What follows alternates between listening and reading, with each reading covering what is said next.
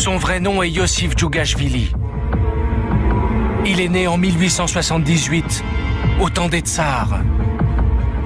Un régime monarchique fondé sur l'inégalité et la soumission au souverain. Une enfance dans la misère. Éduqué par les moines orthodoxes, il a basculé très tôt dans la lutte contre le tsar et a pris le nom de Staline, l'homme d'acier.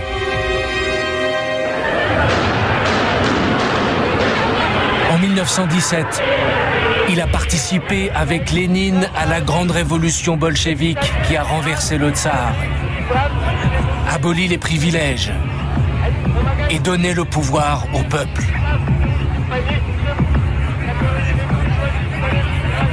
Dans l'ombre de Lénine, il n'attend qu'une occasion pour prendre le pouvoir. La mort de Lénine est cette occasion. En 1924, il réussit par des manœuvres dans le parti à écarter le plus haut personnage du moment, Trotsky, avant de l'exiler vers le Kazakhstan. Il choisit de s'installer ici, dans la citadelle du Kremlin, l'ancien palais des tsars. C'est d'ici qu'il va diriger l'URSS, l'Union des républiques socialistes soviétiques, le plus grand pays de la planète. Réaliser le communisme. Une société idéale, heureuse et saine, sans aucun riche ni pauvre. Un monde où tout est mis en commun, où chacun a les mêmes chances à la naissance, où la santé et l'éducation sont accessibles à tous. Il lance de gigantesques chantiers. Gratte-ciel, métro, chemin de fer, barrages, centrales électriques.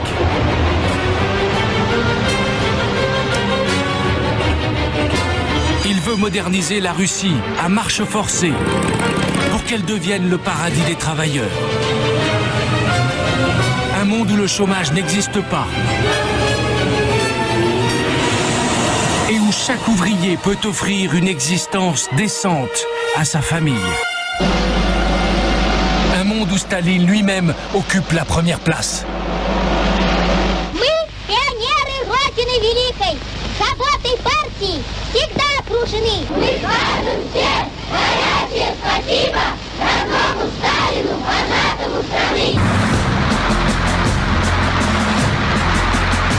Staline est le guide éclairé des communistes. Son portrait est partout. Dans les usines, sur les trains, dans toutes les salles de classe et même dans les salles à manger. Problème. Pour Staline, dès les premières années, les mauvaises nouvelles s'accumulent. Sa politique se révèle décevante. En multipliant les grands projets industriels, Staline a sacrifié la vie quotidienne. La population russe augmente, mais la construction de logements ne suit pas. Des familles entières doivent emménager ensemble dans des appartements réquisitionnés et s'entasser dans de tout petits espaces.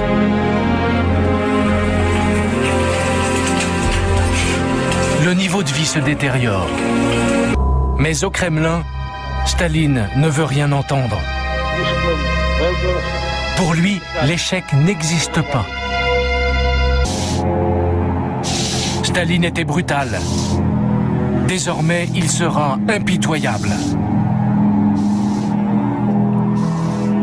Les premiers visés sont les paysans qui refusent de céder leurs terres à l'État et de rejoindre les kolkhozes, ces immenses coopératives où tout est mis en commun, sous contrôle du parti.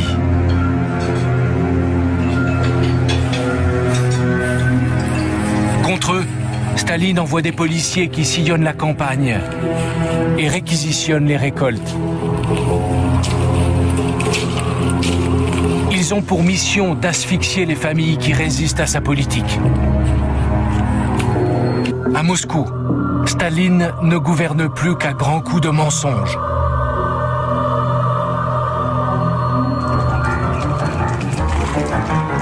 Il a confié une mission aux journalistes et aux cinéastes. Ils ne doivent plus décrire le monde comme il est, mais comme il devrait être. La récolte est mauvaise. On fait filmer des paysans radieux dans des champs magnifiques. Les résultats industriels sont décevants. On publie des communiqués de victoire avec des chiffres truqués.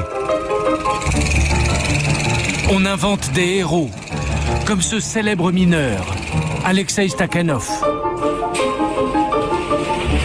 Lors d'un concours, il a pulvérisé le record de productivité en extrayant 14 fois plus de charbon que les autres. Cette histoire est totalement fausse. Elle a été inventée par le parti. Mais elle permet d'abuser les soviétiques.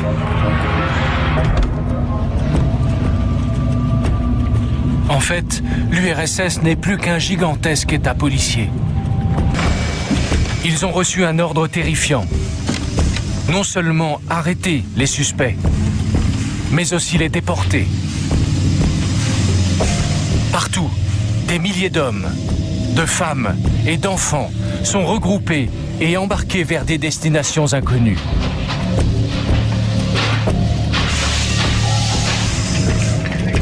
Ils sont dirigés vers le goulag, les camps de travail soviétiques. De véritables camps de concentration mis en place par Staline, bien avant leur apparition en Allemagne. Ils sont tous des ennemis de la Révolution, du moins officiellement. En réalité, de simples citoyens, des notables, des religieux qui n'ont rien à se reprocher, mais n'entrent pas dans le moule du régime. En fait, ces prisonniers sont transformés en esclaves.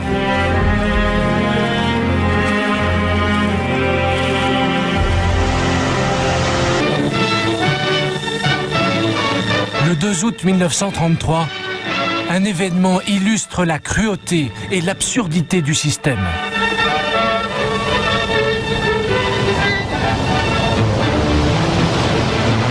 Ce jour-là, on inaugure le canal Staline. 200 km de voies navigables qui relient la mer Blanche à la mer Baltique.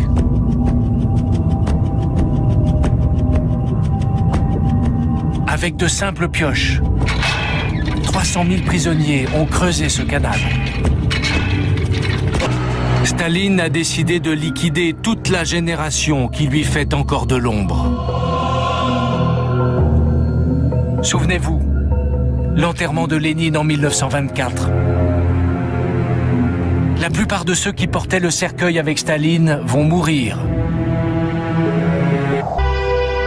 La terreur finit par se retourner contre le chef de la police lui-même. Yezhov est accusé de trahison, torturé, exécuté et même effacé des photos officielles.